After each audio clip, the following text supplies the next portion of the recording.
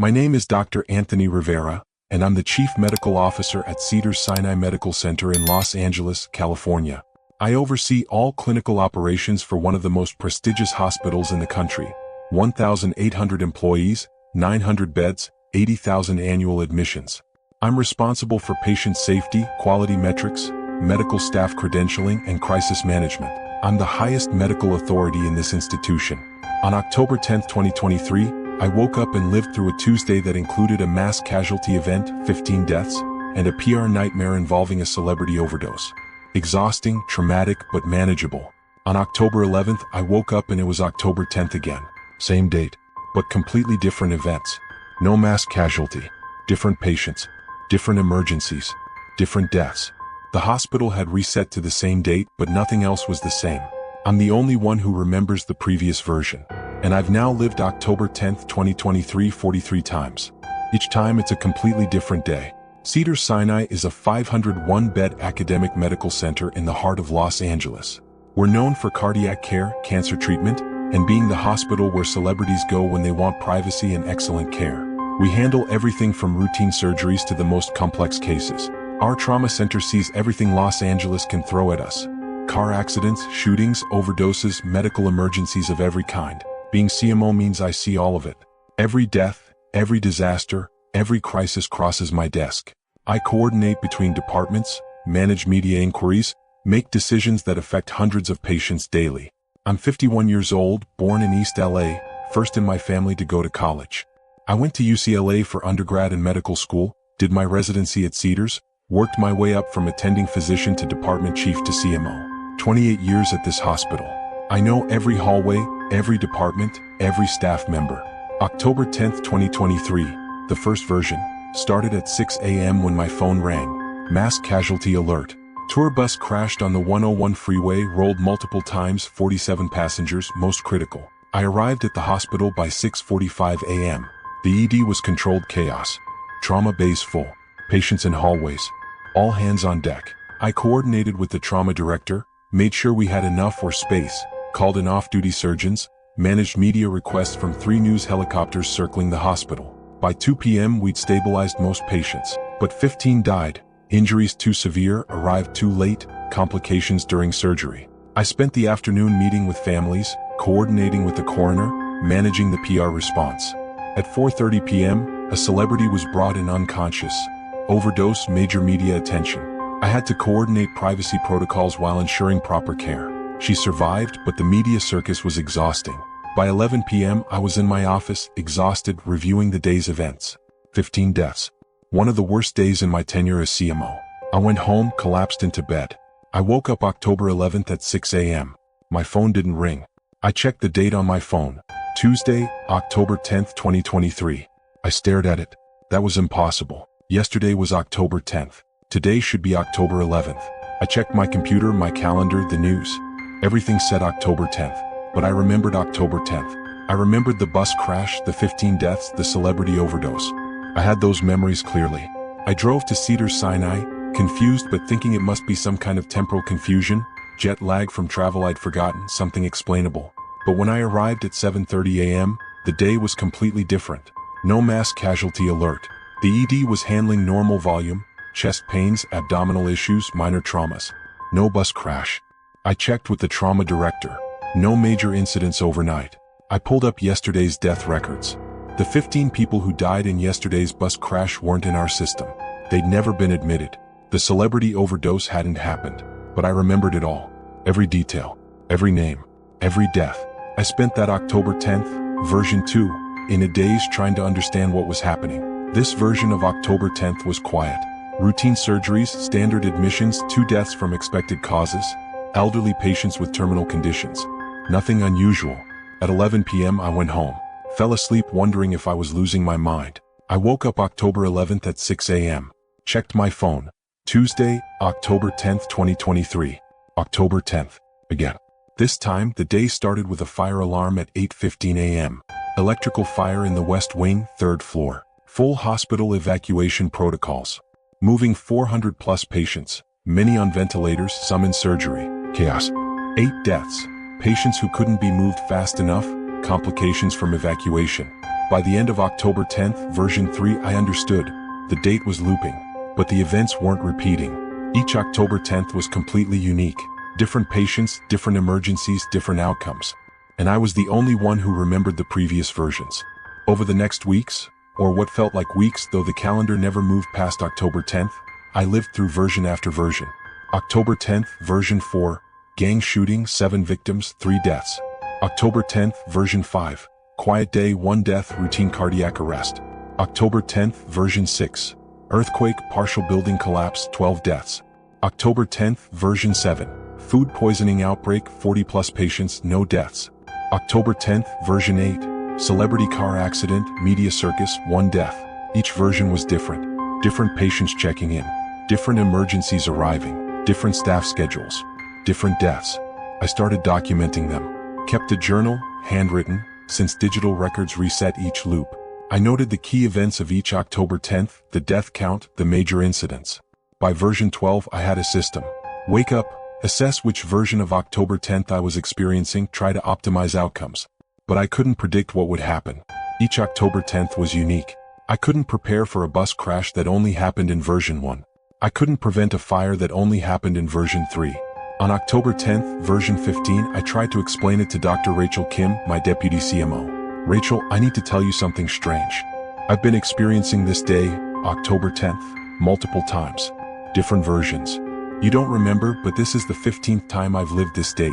She looked at me with concern. Anthony, are you feeling all right? You've been under a lot of stress. I'm not stressed. I'm experiencing a temporal loop. Every day resets to October 10th, but with different events. That's not possible. You should talk to Employee Health Services. Maybe take a few days off. I couldn't convince her. To everyone else, it was just October 10th happening for the first time. Only I carried memories of previous versions. By October 10th, version 20, I'd stopped trying to explain it to anyone. I focused on optimization, learning patterns, trying to save as many people as possible each iteration. But the randomness was maddening. I couldn't predict anything. Version 21 was the quietest October 10th so far. Routine day, standard admissions, 0 deaths. The only version where no one died. I went to bed that night hoping the loop would end, that I'd wake up to October 11th, that the perfect day had broken the cycle. I woke up to October 10th, version 22. This one started with a gas explosion 3 blocks from the hospital. 27 casualties, 9 deaths. One of the worst versions yet. I began to understand. There was no winning October 10th that would end the loop. No perfect day that would let me progress. The loop wasn't a challenge to be solved. It was something else. On October 10th, version 23, I met a patient who changed everything. Her name was Carmen Vasquez, 67, admitted for chest pain. I was doing rounds, something I rarely did as CMO, but after 23 versions of the same day, I needed to feel connected to patient care. Dr. Rivera, she said when I introduced myself, I've been waiting for you. Waiting for me? You've been here before. Many times. You just don't remember. I froze. What do you mean? This day repeats. Different each time. But you're always here. You're the constant. You remember the other versions? No. But I know they exist. I can feel them. Like echoes. You're living all the October 10 THS. We're just living one. How do you know this? Because I'm dying today. In every version. I die on October 10th. Different causes, different times, but always today. And you're always here when it happens. I checked her chart. Admitted with chest pain, possible cardiac event, stable condition. She shouldn't be dying. Mrs. Vasquez, your vitals are stable. You're going to be fine. Not in this version. Check the time. I looked at my watch. 2:47 p.m. I die at 3:15 p.m. Every October 10th. You can try to save me, but it won't work. I'm tethered to this date. I'm the CMO. I can make sure you get the best care. I know who you are. I know you've been living this day over and over, trying to save everyone. But you can't save me. I'm part of the pattern. 1 death, every version. The hospital's anchor. At 3:15 p.m., Carmen Vasquez coded. Sudden cardiac arrest, no warning, no preceding symptoms. We tried everything. CPR, defibrillation, medications, advanced interventions. She died at 3:22 p.m. I reviewed records from my journal. Checked my notes from previous versions. In version 1, Carmen Vasquez, 67, died from complications of the bus crash. Time of death, 3:18 p.m. In version 3, Carmen Vasquez, 67, died during the fire evacuation. Time of death, 3:14 p.m. In version 5, Carmen Vasquez, 67, died from cardiac arrest. Time of death, 3:15 p.m. She was in every version. Always dying. Always around 3:15 p.m.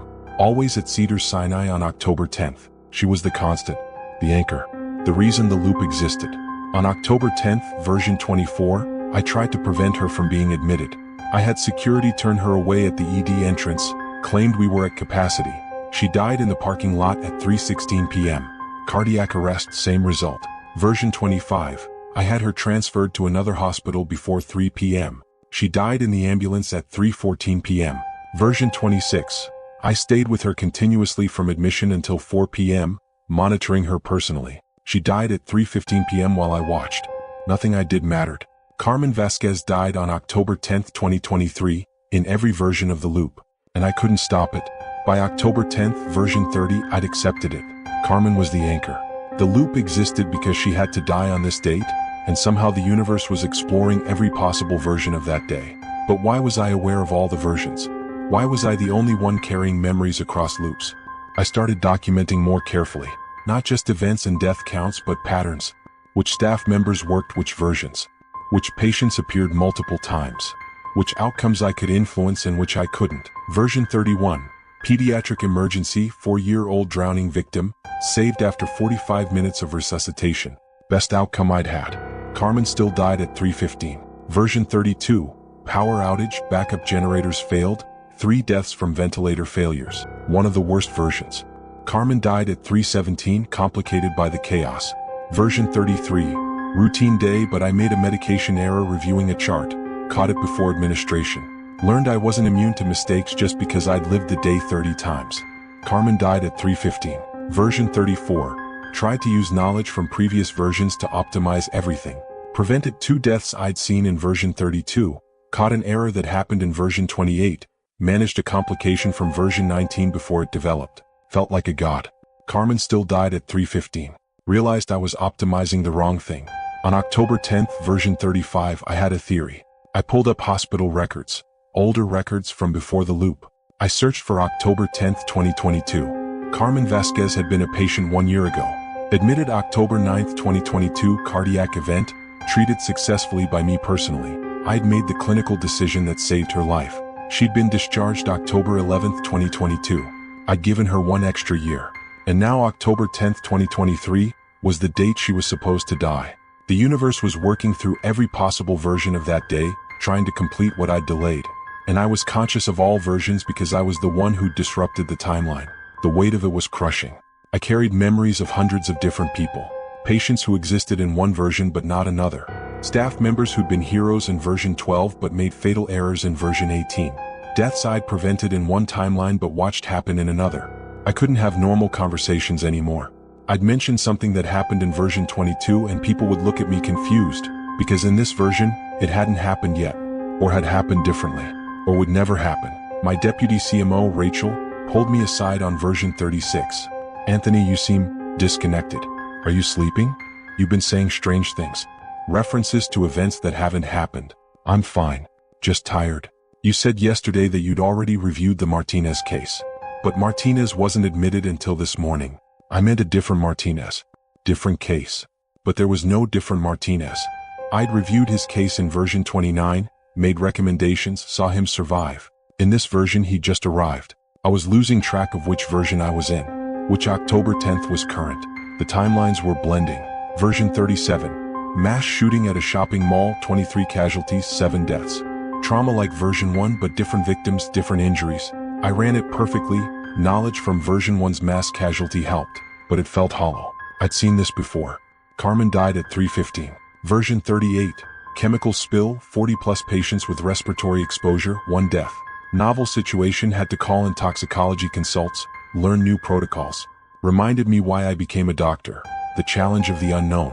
Carmen died at 3:16. Version 39. Celebrity's child admitted with rare genetic condition, massive media attention, experimental treatment I'd read about in version 27's research reports. Used that knowledge. Child survived. Media praised Cedars-Sinai. Our donations would increase in this version. Carmen died at 3:15. By version 40, I understood what the loop was testing.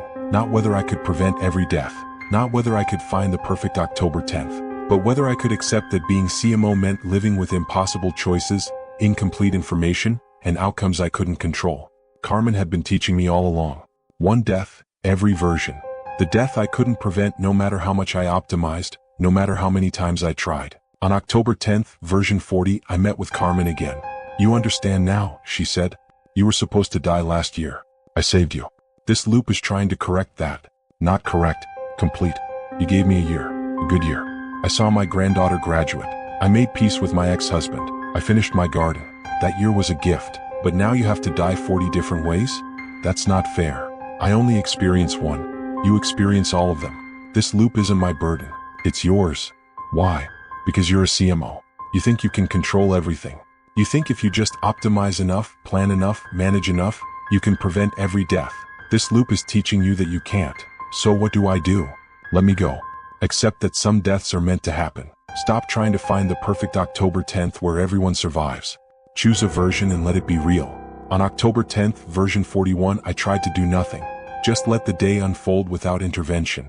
It was chaos. Staff making mistakes I could have prevented, deaths I could have reduced, crises I could have managed better. Carmen still died at 3:15 p.m. On October 10th, version 42, I tried to save everyone except Carmen. Threw all resources at every other patient, optimized every other outcome. Saved 3 people who died in other versions. Carmen still died at 3:15 p.m. On October 10th, version 43, I sat with Carmen from 1 p.m. until her death at 3:15 p.m. "Tell me about your granddaughter," I said. She smiled. "Maria. She's studying engineering at UCLA, first in our family to go to college. I got to see her graduate high school last spring. That was the gift you gave me. I'm sorry I couldn't give you more time. You gave me enough, and now you need to let this day end. Choose a version and release it. Let October 11th come. How do I choose?" Version 21 had 0 deaths except you. But version 8 had the celebrity case that helped our funding. Version 12 had the research breakthrough. How do I pick which October 10th becomes real? Pick the one where you learned something, where you became a better CMO. That's the one that should exist. At 3:15 p.m. on October 10th, version 43, Carmen Vasquez died peacefully while I held her hand. I sat in the chapel afterward, something I'd never done before in any version. The hospital's interfaith chapel, quiet, empty. I thought about all 43 versions, all the different October 10 THS I'd lived. I thought about the patients who died in some versions but lived in others. Were they grateful in the timelines where I'd saved them? Did they know how close they'd come to death in alternate versions? I thought about the versions where I'd been a better CMO, more compassionate, more present, more accepting of limitations. And the versions where I'd been worse, controlling, anxious, trying to micromanage every outcome. The loop had shown me every possibility, every version of myself, some better, some worse. All real, all teaching me something. I went home that night and reviewed my journal. 43 versions of October 10th, 2023. Hundreds of different patients. Hundreds of different outcomes. Different deaths, different saves, different lessons. Which version had made me a better CMO? Not version 21, where no one died except Carmen. That was luck, not skill. Not version 1, where I'd managed the mass casualty but 15 people died. That was crisis management, but I'd learned nothing new. Version 23. The day Carmen explained the loop to me. The day I understood I couldn't save everyone. The day I learned that being CMO wasn't about preventing every death. It was about making the best decisions I could with the information I had, and accepting that some outcomes were beyond my control. That was the October 10th I needed to keep. On October 10th, version 44, I woke up with a decision. I would live this day as version 23. Same admissions, same decisions, same outcomes. And I would accept it. Carmen was admitted at 11 a.m. I visited her at 2 p.m. We talked about her granddaughter, her garden, the year I'd given her. At 3:15 p.m. she coded. We attempted resuscitation. She died at 3:22 p.m. I sat in my office at 11 p.m., exhausted, holding my journal of 44 October 10 THs.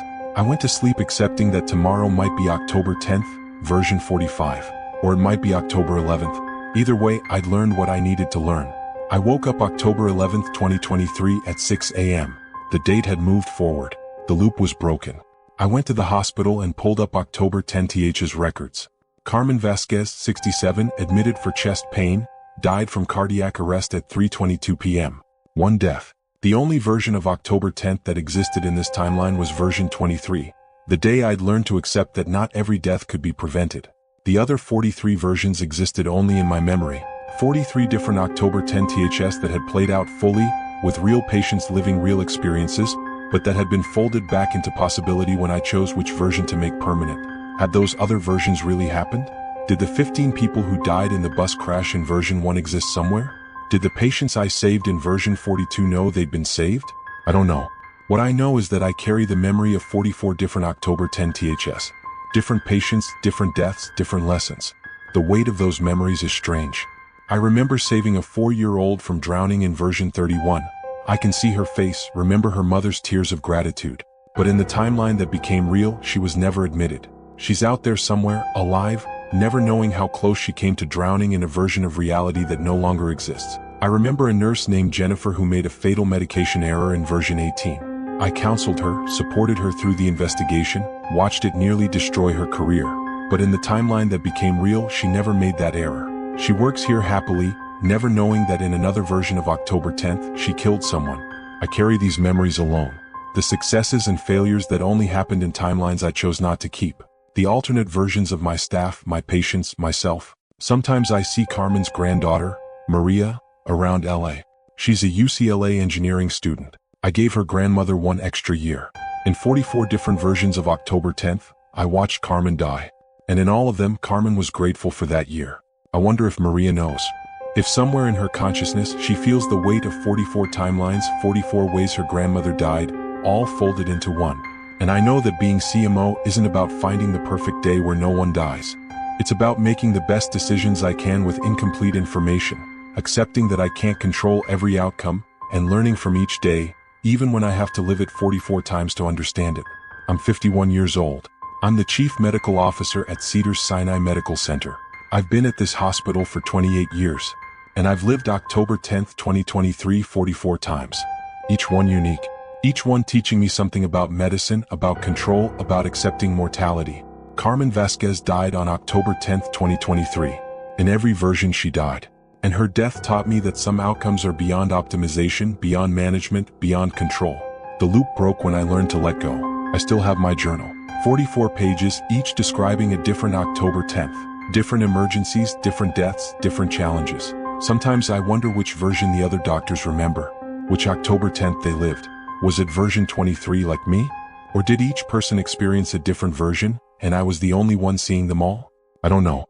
And I've learned that some questions don't have answers. Some things can't be optimized. I still make rounds more often now. Something changed after the loop. I used to manage from my office, reviewing data, analyzing metrics, optimizing systems. Now I visit patients. I sit with families. I remember that every person in this hospital exists in countless possible timelines, and in this one, the one I chose, they're alive, they're here, they're real. My deputy Rachel noticed the change. You're different since October, she said in November. More present. Less anxious about controlling everything. I couldn't tell her I'd lived October 10th 44 times. That I'd seen every possible version of that day. That I'd learned to let go. But she saw the result. A CMO who'd learned that you can't prevent every death, you can't optimize every outcome, you can't control every variable.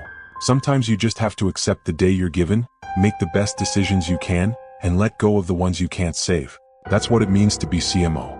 Not controlling everything, but accepting responsibility for the decisions you make, even when you can't control the outcomes.